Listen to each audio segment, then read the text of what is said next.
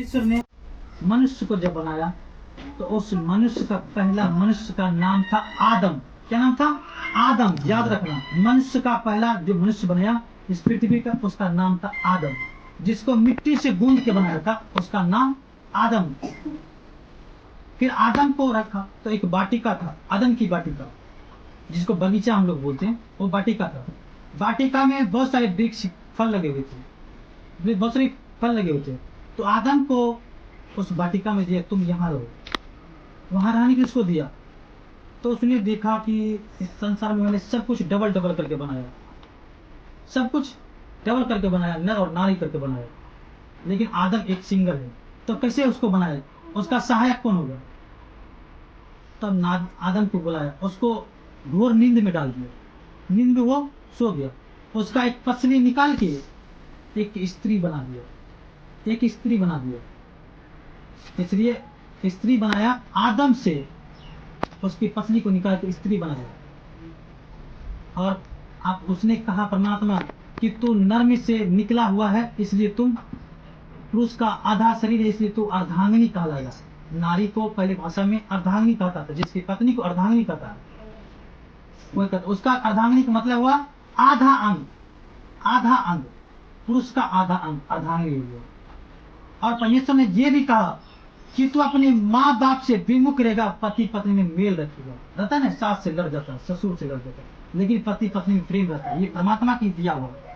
लेकिन क्या किया आदम की वाटिका में? आदम को कहा था तुम इस बगीचा का तुम हर एक फल खाना बिना पूछे हुए, कोई डर भय, लेकिन एक फल तुम मत खाना जो बीच में लगा हुआ जीवन और जीवन का वृक्ष का फल लगा हुआ, उसका फल तो कभी भी नहीं खाना।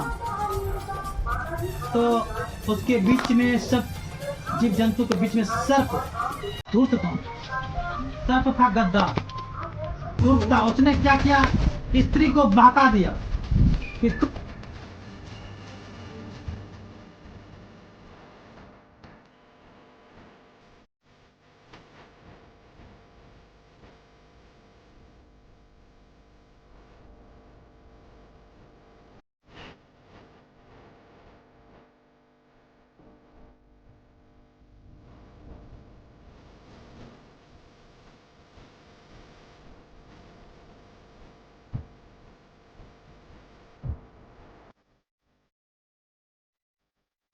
सब की बात में वो स्त्री ने क्या किया? फल वो तोड़ लिया।